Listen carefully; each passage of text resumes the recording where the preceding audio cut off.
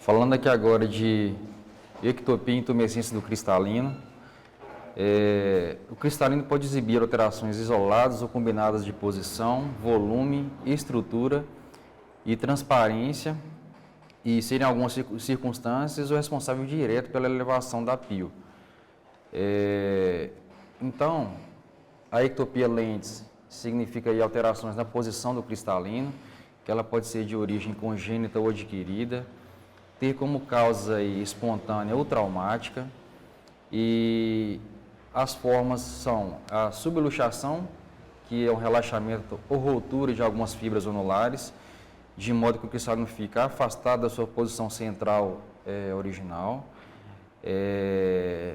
e luxação, que é a ruptura completa dos ligamentos onulares. Aqui são algumas causas aqui que eu não vou citar, só para a gente simplificar, vai estar disponível nos slides. Vamos falar de algumas delas posteriormente. Em relação ao quadro clínico, alterações visuais conforme a posição e a intensidade do deslocamento do cristalino vão estar presentes.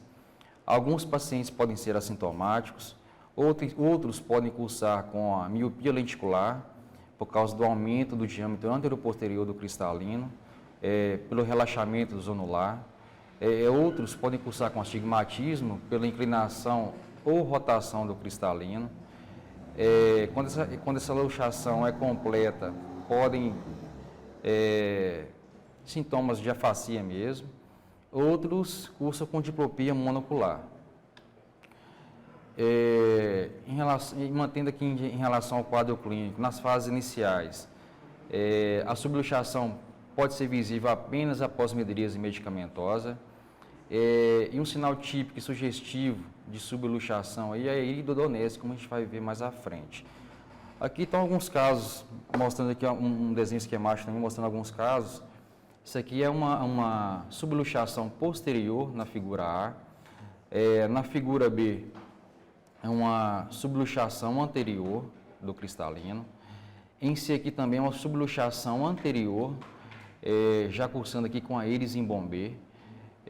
Essa subluxação anterior gera um bloqueio pupilar nesses pacientes. Esse bloqueio pupilar, ele eleva a pressão aqui na câmara posterior. Esse aumento da pressão na câmara posterior, ele força a periferia da íris em direção anterior. E isso gerando aí a íris em Bombay. E aqui é uma subluxação setorial do cristalino. Vou ver se vai passar aqui. Isso aqui é um caso de iridodonese. A íris movimentando aí.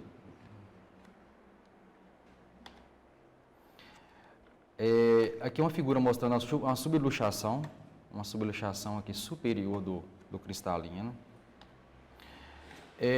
Em casos de ectopia lentes isolada, é um quadro autossômico dominante, na maioria dos casos bilateral e simétrico. O cristalino, nesses casos, vai estar deslocado para cima e para fora. E como complicações, podemos ter aí a luxação completa do cristalino, o glaucoma secundário pelo bloqueio pupilar e o descolamento de retina. Na síndrome de Marfan, tem como característica aí um padrão autossômico dominante. O paciente tem um biotipo longilíneo. Entre as principais manifestações aí vão ter problemas oculares, alterações músculo-esqueléticas, alterações cardíacas, renais. Sendo que das alterações oculares, na síndrome de Marfan, a ectopia lentes é a principal manifestação ocular, presente em 79% dos casos. Ela é bilateral e manifesta até os 6 anos de idade, em 70% dos casos. Podemos ter também alterações na forma do cristalino, como a microfacia, esferofacia e a microesferofacia. E o glaucoma, nesses casos, vão ocorrer aí em torno de 8% dos cristalinos ectópicos, sendo que em 33% dos casos, esse glaucoma é pela projeção anterior do cristalino contra a pupila, ou seja, pelo bloqueio pupilar. Aqui é a síndrome de Weill-Marchesani, que tem como característica pacientes com baixa estatura, mãos e pés pequenos com dedos curtos e grossos, braquicefalia, microesferofacia, descolamento do cristalino, uma miopia secundária e na gonioscopia observa-se um círculo camerular mais estreito. Aqui é um paciente com a síndrome de Weill-Marchesani, com cristalino luxado completamente para a câmara anterior. E nessa figura aqui a gente pode ver um cristalino, ele assume uma forma mais esférica mesmo, microesferofacia, mais menor e uma forma mais esférica do que o padrão normal. O glaucoma nesses casos ocorre pelo bloqueio pupilar, também pela luxação completa do cristalino pela câmara anterior, pode ocorrer por goniosinéquias devido a episódios repetidos de fechamento angular. No tratamento deve-se evitar aí o uso de mióticos. A homocistinúria tem um padrão autossômico recessivo e a tríade clínica da homocistinúria são alterações esqueléticas com indivíduos altos, extremidades longas, pés planos e escoliose.